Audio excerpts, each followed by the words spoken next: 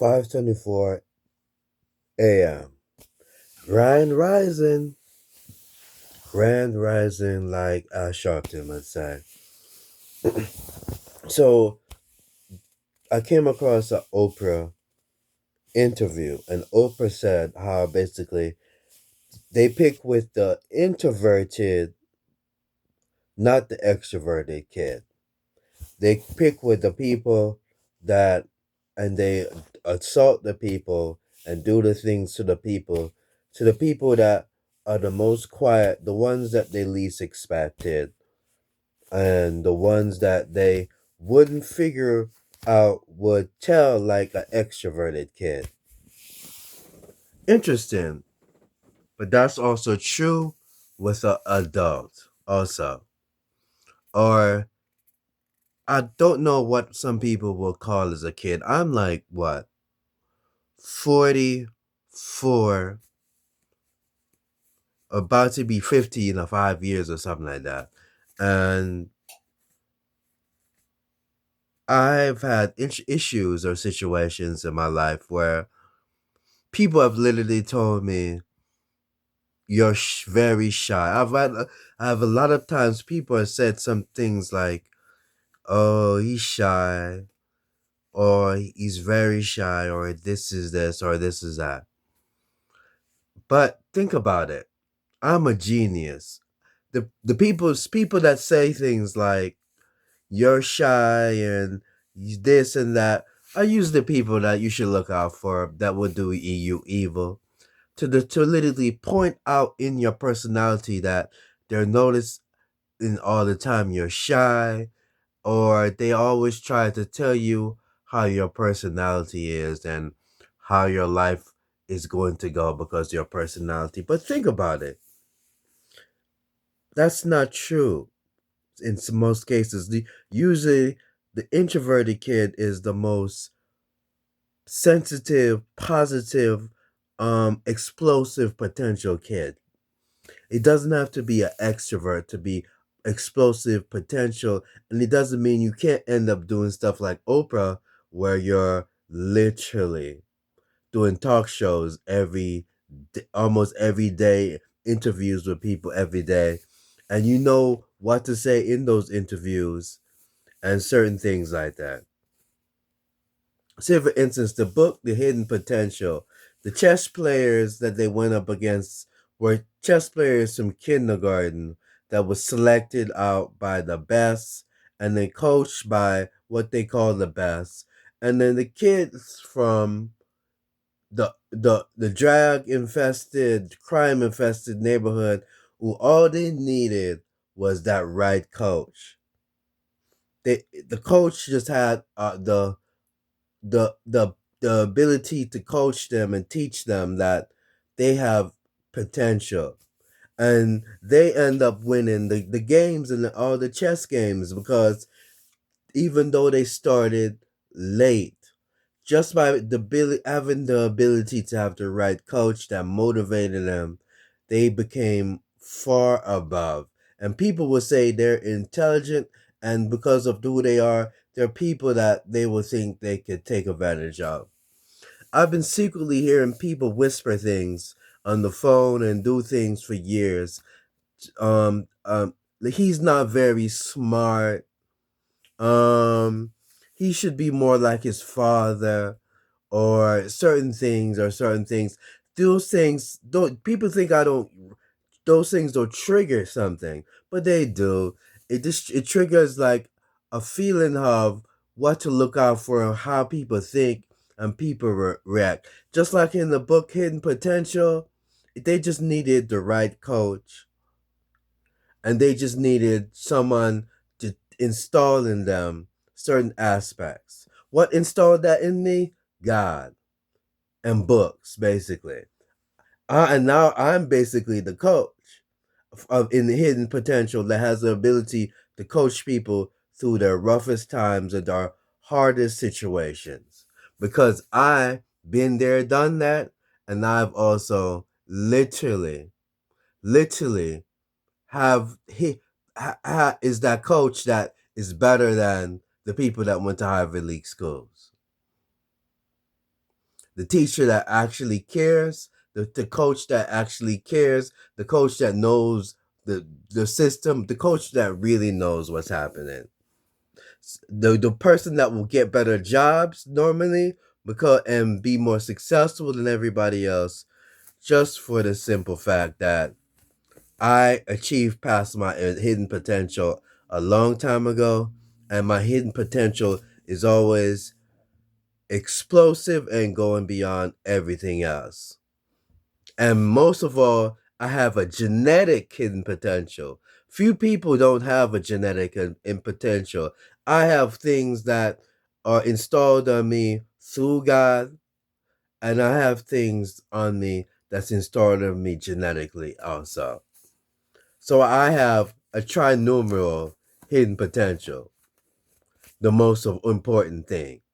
Anyways, could you guys download my single Love Thinking Please and show your appreciation and download anything you want and look out for my book Wolf versus Jason Loftus and God.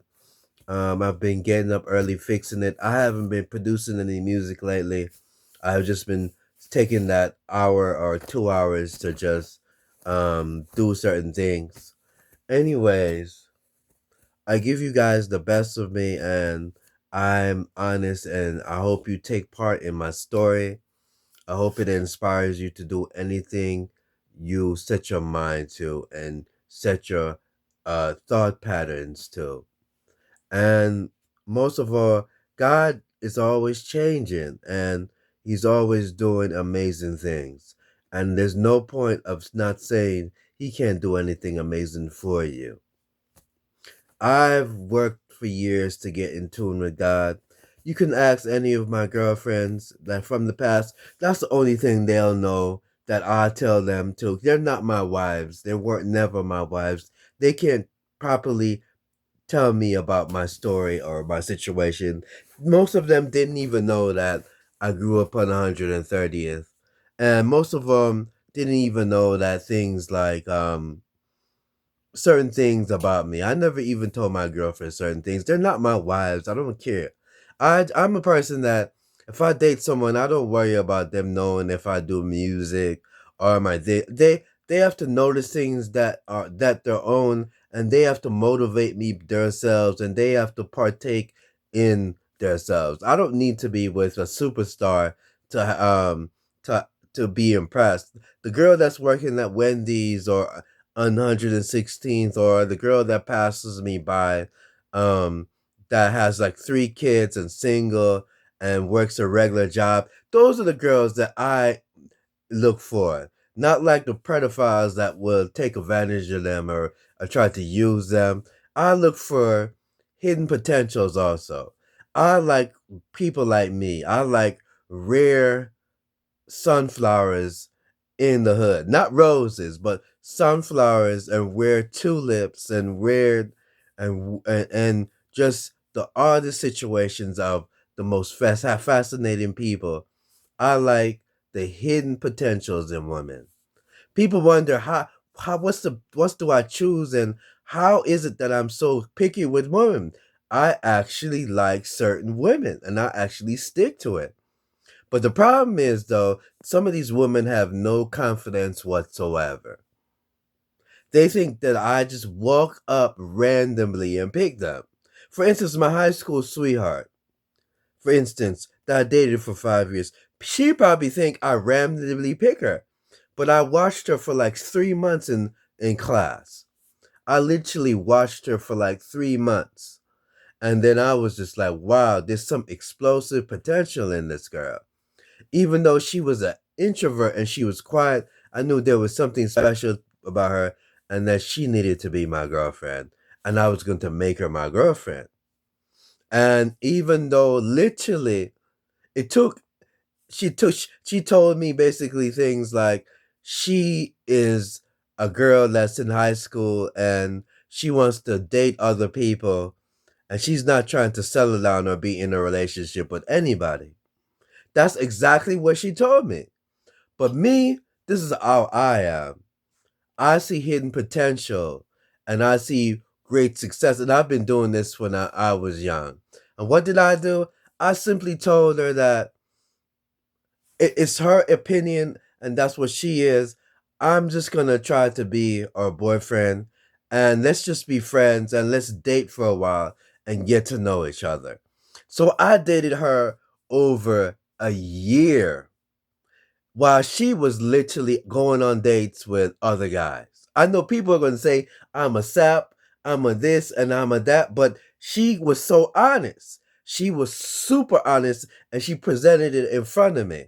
And I liked that because, so what I did is I just literally took her out for like a year and I would just show her that I'm a person that is consistent, basically.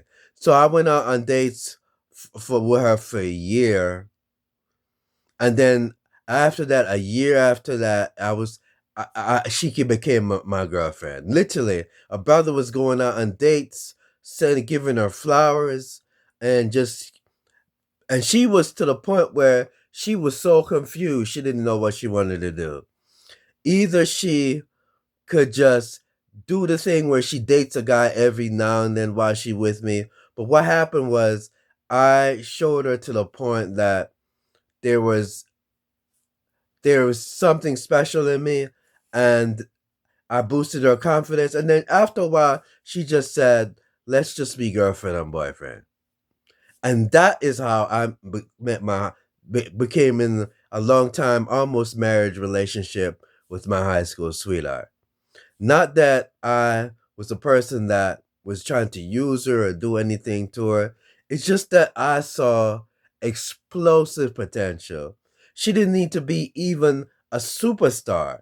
I just saw someone that literally would have my back. And I made sure I always picked her up. I made sure she never had to walk. I made sure she always got to her job on time. And people were trying to figure out why is it I'm getting up at 5 or 4 o'clock in the morning to take my um girlfriend to her caregiver job at 4 o'clock in the morning and then coming back home and going to sleep.